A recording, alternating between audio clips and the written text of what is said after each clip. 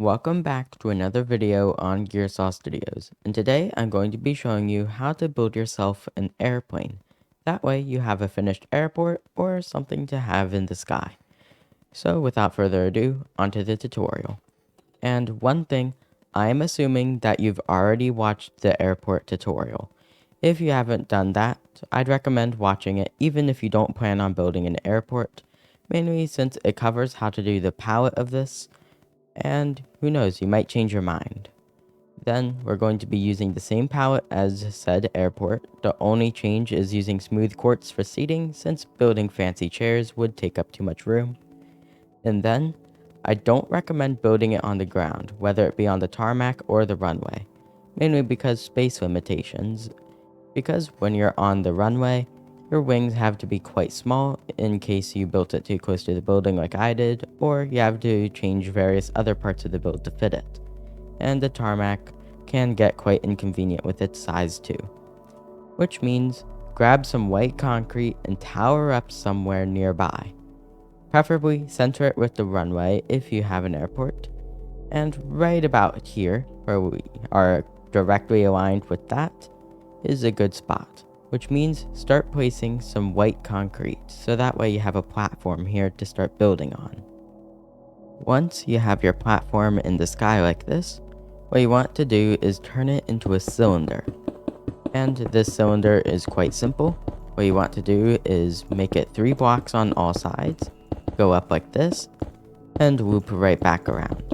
Since this gives us ample headroom and an opportunity to add windows, which means it's likely the best option if you want to go for a medium-sized plane.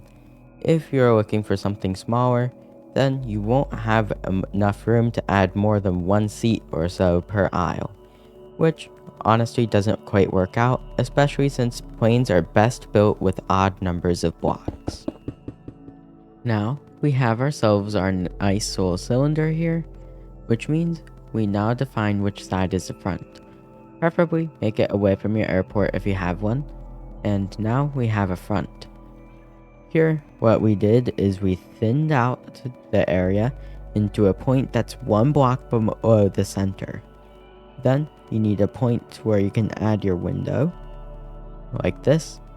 And you need to thin out the top part in order to go into a natural progression, so that way it all ends up nice in the front.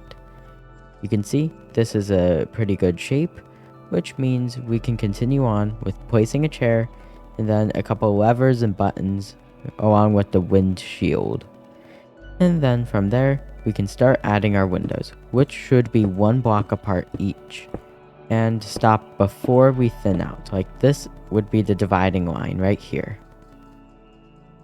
Now the front is complete. We have ourselves 1 ultra frog light up here in order to provide lighting. And although this means it's a short room, still planes have to be quite compact, especially in Minecraft. From here, add some bookshelves because we all know pilots are going to fall asleep during their boring flights. And then over here, very basic chairs. Although I'd like to go more detailed, we have a major problem: space, which means only one side would be able to have anything cool, so it would be best to leave it as is right here. However, there is a potential option with fence gates, and I'm not a big fan of this, but technically it would work like this. But if you're okay with disattached geometry, then this is for you. And it doesn't mess with any hitboxes, which means you might actually want to add it like this. Even if it's an unorthodox option, this is kind of why we don't have vertical slabs. It forces us to do more interesting things like this. For our next step though, go to the back of the plane and round it out with an extra 2 blocks.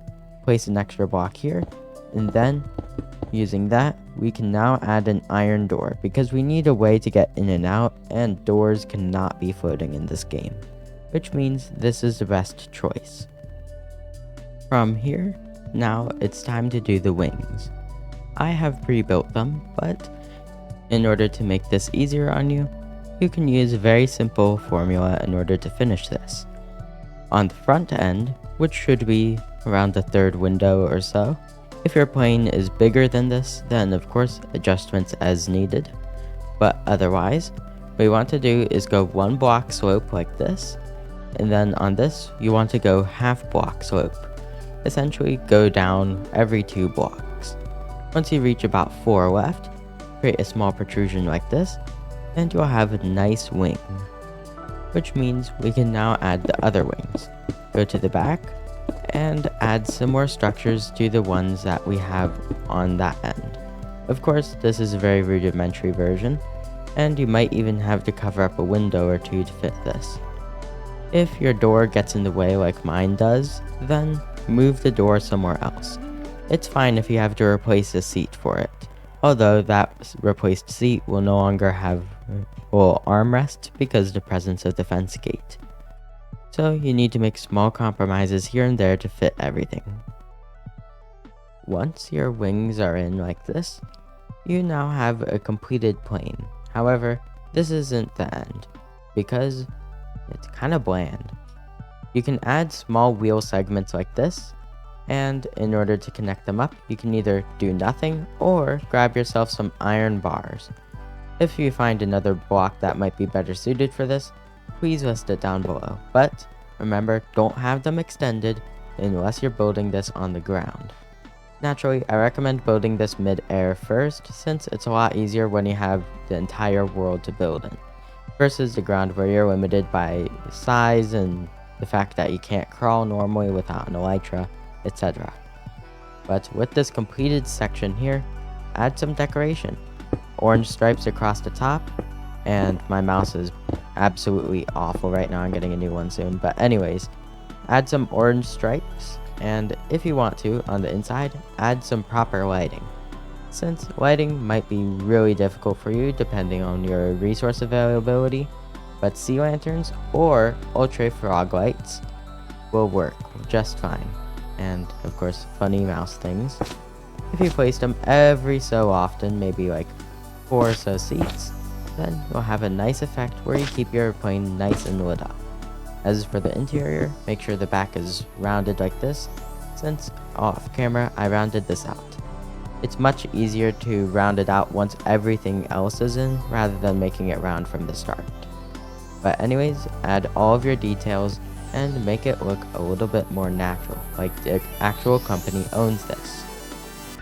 With some extra details such as a miniaturized version of my logo, some orange stripes, and some extra stuff on the interior, we now have a completed airplane.